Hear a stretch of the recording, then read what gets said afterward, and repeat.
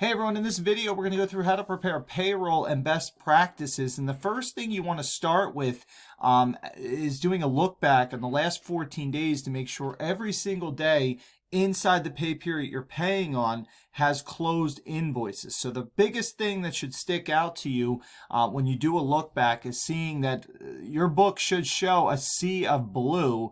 That's denoting that all invoices have been closed. However, if you do notice inside that pay period that we have yellow invoices, that's indicating to you that you do have an invoice that you need to close. So hopefully there's a service credit to apply to Stephen and Jill's services from the day prior, or there's a gift card on file or even a credit card on file, so you can close the invoice.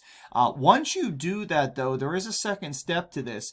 Now, if you close the invoice on, say, a Monday and your pay period closed on a Saturday, your service provider will not be paid until the next paycheck. They're not going to be paid on this current they're not going to be paid on the prior pay period. They're going to be paid on the current pay period. So you're going to have to go into the invoice. You would right click on it, click show invoice. This is after it's closed.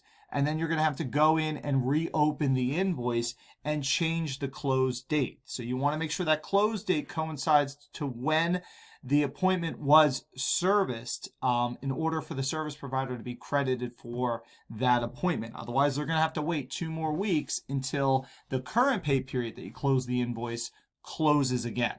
Okay, so hopefully that makes sense. Always make sure that there's consistency between when you close the invoice to when the close date is appearing on the actual invoice itself. All right, so that's the first step in this. The next step in preparing payroll is then checking in to make sure that all your hourly and even your service providers are clocking in and out, especially if you're paying sick time or paying the greater of sick time or commission. You're going to want to have actual hours clocked between in and out. And to do this, you're going to have to go into a payroll report, an employee report. It's called a time report. So you'll go into your Zenoti reports. You'll click attendance details. That will give you a full comprehensive look at all of your employees and making sure that the scheduled times that you have them on the books for is coming pretty close to the actual hours. Now, you're not going to always have this line up because remember, Zenoti will deduct from any kind of break times. So if somebody's working 6 hours and they're breaking out for a half-hour break, your actual hours paid are going to be 5.5 hours. So this looks good. This looks good. You should have this pretty close. It's when you start to get into some areas of your look back where if you saw something like 12 hours scheduled, only 3 hours worked, you're going to want to look into that person to make sure that there's not an issue with their punch in and punch out. It's very possible when you have a huge gap that person did not punch in or out for the total hours. And this is a report that you can actually export and take a look at. You can export it through either a PDF or an Excel file, and then you can go through and just make sure that everything looks pretty good. So if your invoices are closed, all your punch-ins for your service providers and your SAs, and again, this is a report that you can actually go in and isolate specific service providers or specific departments, so it makes it a little bit cleaner for you to look at, because this is going to show you all employees if you select all employees. But once you get that all done, the last step to payroll, last but not least step essentially, would be is to go into your employee icon. You're going to go into payroll reports, and then you're going to go into your payroll reports again, and this is where we're going to run our commission summary. So what this does is it takes all your commissions, it takes all your punched in actual hours, and it generates it into one specific report. So here's our pay cycle.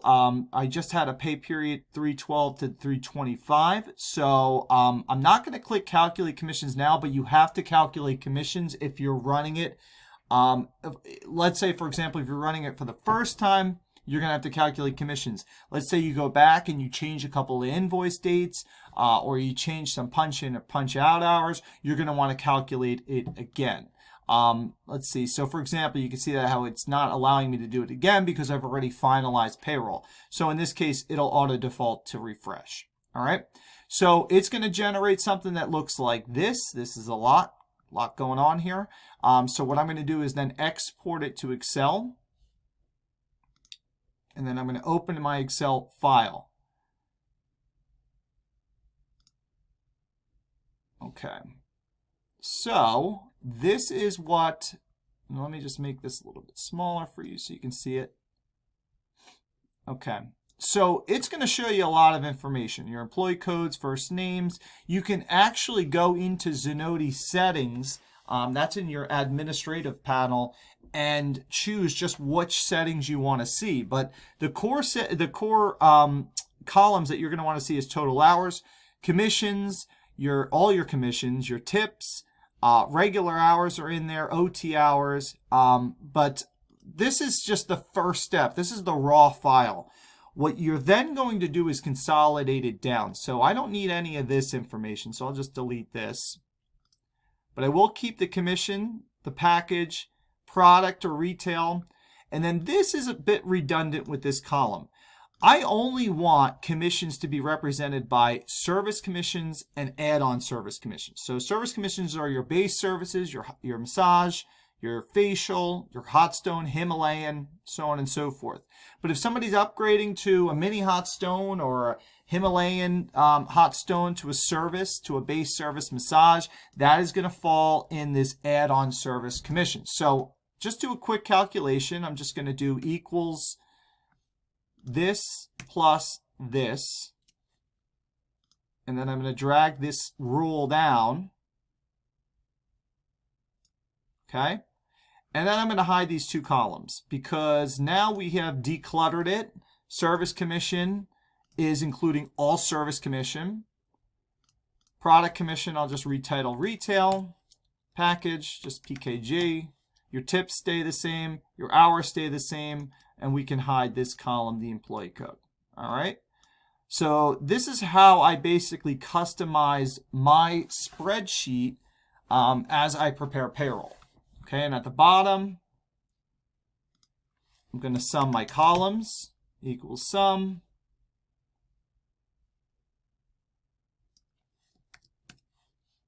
Then I could drag this rule over. Okay, clean it up a little bit more. Okay, so I have all my sums. This should absolutely map out perfectly as I'm inputting it into ADP or Paychex or whatever provider.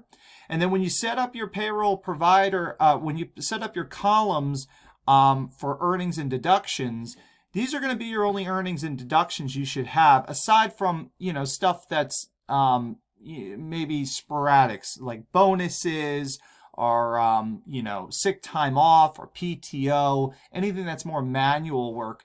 This is more of an automated situation where you'll have your total hours that you'll indicate on your payroll provider, retail commission, package commission, your tips. This is all your credit card tips that have come in, non-cash tips that are being reported to your payroll provider. And then, of course, your total service commissions. Okay, so these are really your core fundamental columns that you're going to be paying towards your service provider. So once I'm done with this, I can actually save this as and then print it out. The margins should be fine just using this.